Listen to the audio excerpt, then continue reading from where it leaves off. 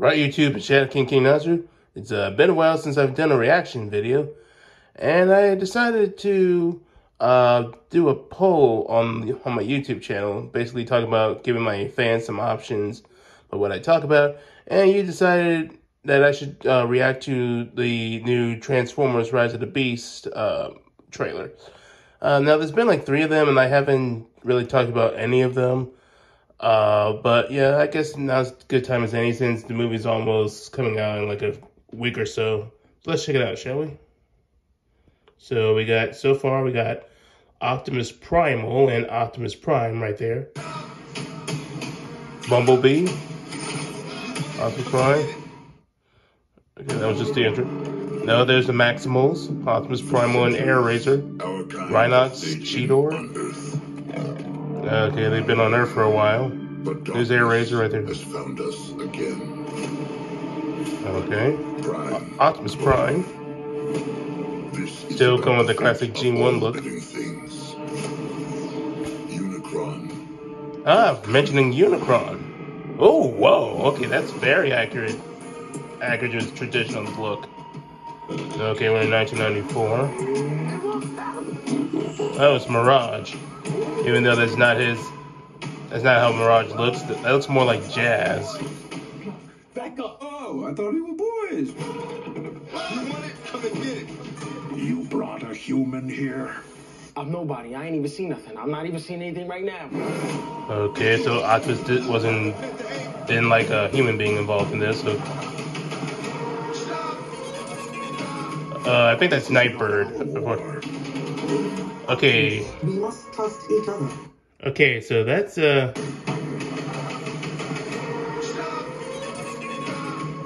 This is not our... Okay, so Optimus is saying this is not our war. That's really interesting to see Optimus say that, because normally Optimus is willing to defend other species if they're in trouble, even if it's not directly involved in their war or whatnot. But it seems like in this movie, Optimus wants to stay out of unnecessary conflicts. Because I think, if I remember from the Bumblebee movie, they retreated to Earth because it's going more of the G1 inspiration, where the Decepticons had the upper hand in the war, and they're pretty much dominant on Cybertron. Whereas in most modern iterations, it's a stalemate, and Cybertron is pretty much just uninhabitable. So both factions left to Earth to get more Energon to revitalize Cybertron and get an upper hand. We also got a bit of the Terracons, who are pretty much the heralds of Unicron. We got Battletrap, Nightbird, and in the middle we got Scourge. Which is odd, because it's odd that we're bringing in Unicron in the second movie when they haven't introduced this version of Megatron, and Megatron, who normally turns into Galvatron because Unicron turned him into Galvatron. But that's not the case. So what's that about? So I mean, I just feel like they're playing their cards too early. Okay, so it looks like there's gonna be a little bit of a conflict between the Maximals. Oh, Unicron again. He eats planets. Oh, good to see Unicron's face. Bigger than a planet. Okay, I'm gonna. We all share. How big can this guy be? He eats planets. So, like, way bigger. Okay, so the way Mirage is acting, the way he's kind of like making jokes, acting all super friendly. I don't know. This doesn't feel like Mirage to me. If anything, this feels more like I don't know, like maybe like a smoke screen or Sideswipe, or even Hot Rod. Oh, I hate Hot Rod.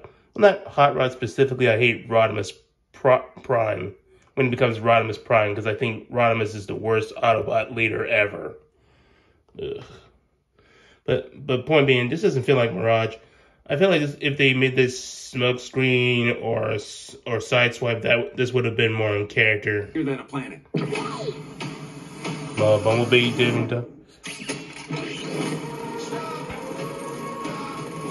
In the end, Scourge. everything you cared for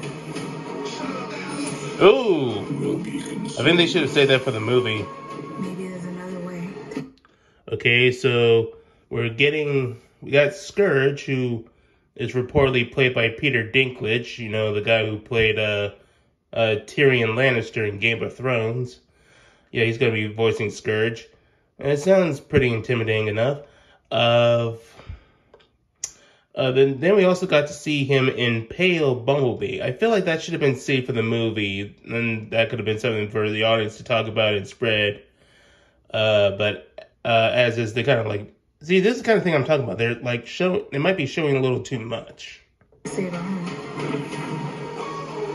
You've never faced anything like this. Okay. Oh yeah, there's another thing. Maybe there's another way to save our home.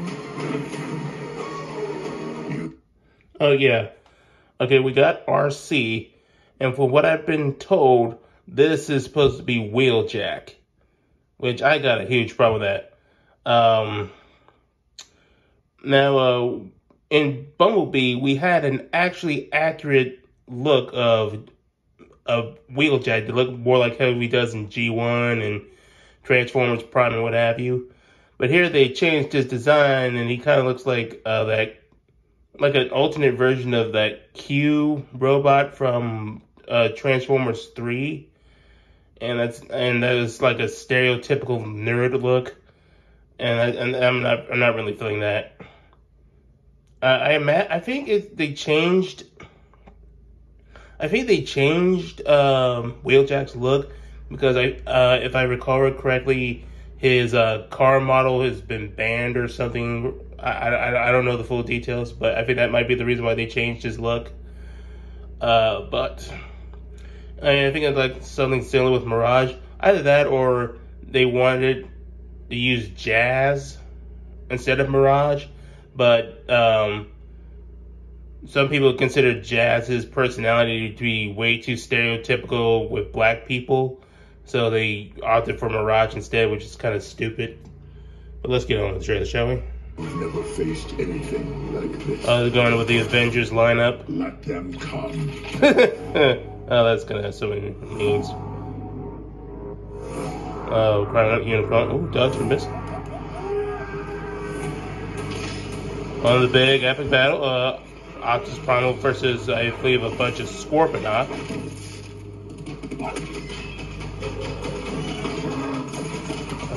Yeah, it's big, like an Avengers Endgame level battle. Autobots, Maximals, Terracons. Yo, Noah, take the wheel. Right. Okay, so it feels like a lot of the focus is going to be on the relationship between Mirage and the other character, and like the human characters. Whereas in the previous movie, it was Bumblebee and his human partner. Now we got the official teams of the Autobots and the Maximals versus the Terracons. So I feel like that Scourge is going to be the overall main antagonist, and Unicron is going to be the looming threat, and that he's going to be the main threat in like the sequel if this movie does well. And I'm still excited to see this movie, willing to give it a shot. But I feel like I feel like some things could have been saved for like a different movie and could have been built up to. As I feel like the antagonist instead of Unicron and the Terracons should have been the Decepticons. Like the Decepticons are pursuing the Autobots because they want to eliminate them once for all and secure their dominion over Cybertron. So it should have been like Megatron and Decepticons, and then Megatron gets severely wounded, and then you could bring in Unicron and he turns him into Galvatron, and he leads the Terracons, and that holds about. You can even introduce Primus, who's the the god of the Cybertronians, and who created the Autobots and Decepticons and whatnot. But I'm still willing to give it a shot. I hope this movie's good. And we'll see if this movie does well enough to secure the sequel. You guys let me know what you guys think in the comment section though. Are you excited? Do you think some of my criticisms are valid, or do you have a different opinion? Let me know in the comment section down below. I'll catch you mortals later.